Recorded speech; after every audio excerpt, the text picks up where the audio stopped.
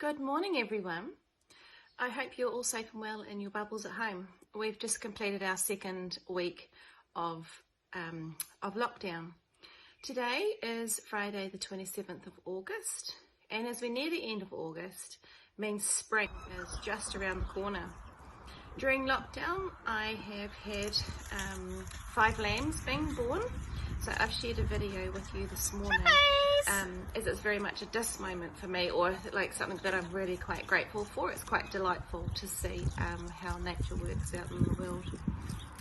I hope you've been really kind to mum and dad and the family that you live with at home, helping out around the house where you can, and even making them a hot cup of tea would be a really nice thing to do for them when they're busy at work and you've got some downtime during the day.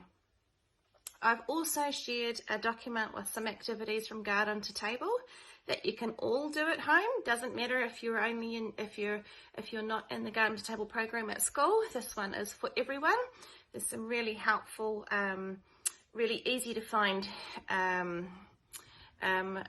activities to do at home that you can like go outside and do a nature hunt, for example. With spring just around the corner, it's a great opportunity to get out into the garden and have a look at all the changes that are happening with the plants and also with the little animals that live in the garden as well.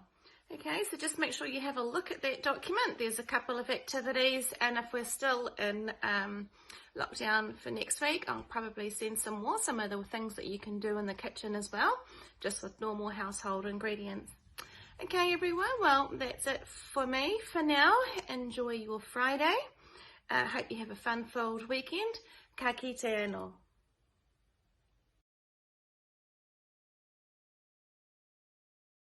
Hi Forest Hill School, Mr. Mignano here.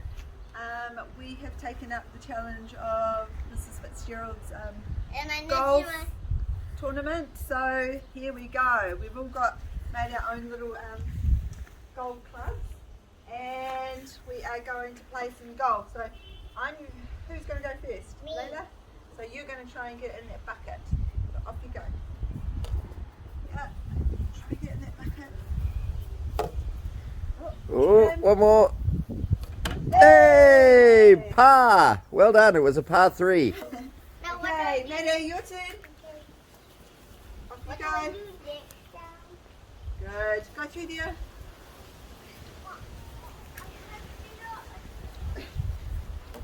Off you go. Good girl.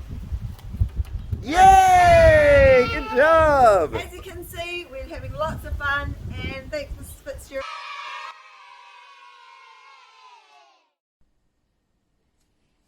I am a good friend because I treat people how I like to be treated.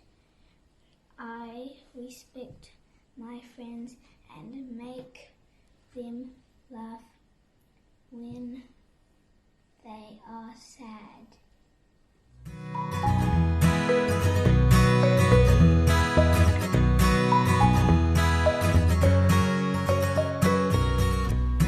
Astronaut breathing technique. Sometimes when we're feeling nervous or worried or anxious, our heart can beat really fast and our breathing can be shallow, which means you just feel it here in your chest. And when you notice this is a great breathing technique to do to help calm and slow everything down. But before we start, have a little think. How are you feeling right now? Now in this breathing technique, we're going to breathe in for 4, like this. We're going to hold it for 2 and breathe out for 4. And then hold for 2. Let's try that together. Breathing in, holding, breathing out, holding, breathing in, holding, breathing out, holding. Now why don't you try this by yourself?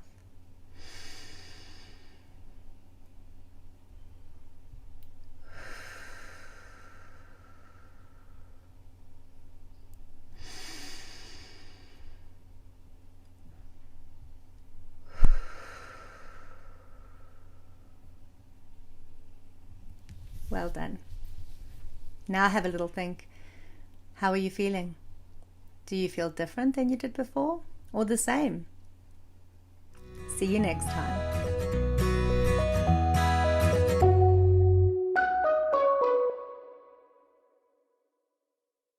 Kia ora everyone.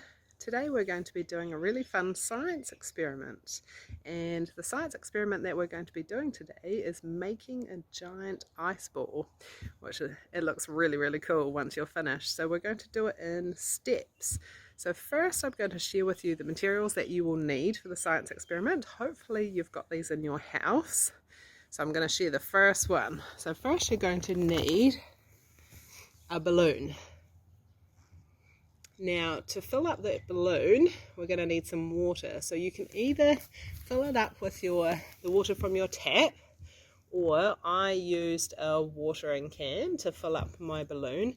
Now you can fill up your balloon as big or small as you would like. I guess it depends how giant you want your ice ball to be. You're also going to need a bowl that's suitable for the freezer to store your balloon that is filled with water. The next thing you'll need is some food colouring. Now you don't need to have the food colouring, it's just optional. I recommend it though, if you do have it. I'm going to use red and green to mix with my water, and it looks really cool once you're finished. The other thing you'll need is some salt. Now you can, for your science experiment, you might want to use two kinds of salt if you've got them. So you can use sea salt, which is a coarse salt, or you can use table salt, or you might want to try both. I don't have any sea salt in my house, so I'm just going to use table salt. Now, once you've got all of those together, what you're going to do is you are going to fill up your balloon with some water. Now, I've used my watering can to fill mine up, so I've already pre-done it, so you can see. And you might want someone to help you. So I want my giant ice ball to be about this big. And once you've got an adult to help you to fill it up, you can add some food colouring inside as well. So I added 3 drops of green food colouring and 3 drops of red food colouring.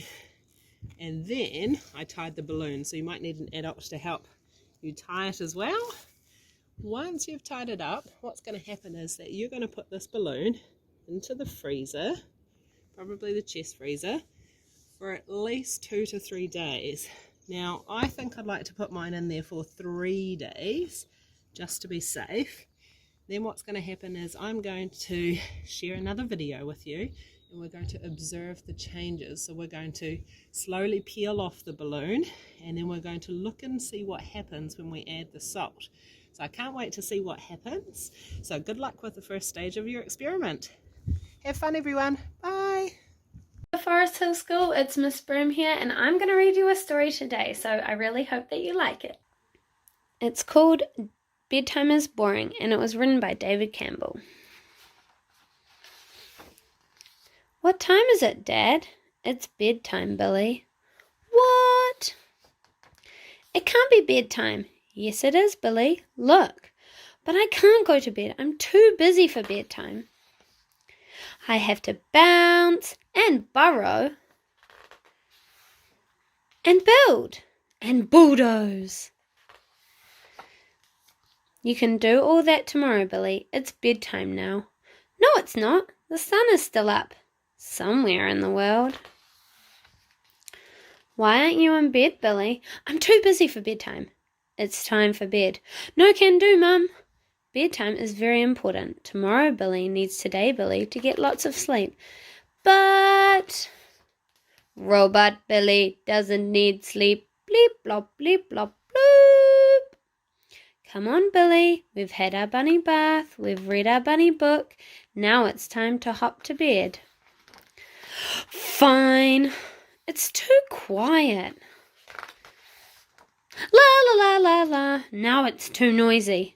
Good night, Billy. Have a good sleep. Click. Not gonna happen. It's too dark. Click. Now it's too bright. Can I have a drink of water, please? Now I need a wee. It's bedtime, Billy. But I don't even feel tired. What about you, Betty? How do you feel? I feel happy that I'm not in trouble. Well, I'm not happy. I'm not tired. It's not my bedtime. Bedtime is boring. I'm going to stay awake all night. Shoo. Shoo. Good night, Betty. Good night, Billy. Good night. Well, I really like that story and I hope you did too. I know that there's probably a lot of you who have used some of the tricks in that story before. I know when I try and put Franco to bed, he always tells me he needs a glass of water before he goes, and we have about 5 stories before he'll fall asleep. So we like to read that story and have a little giggle together. Ka kite. Kia tau tō rangi Māori e, ki runga i ngā iwi o te ao.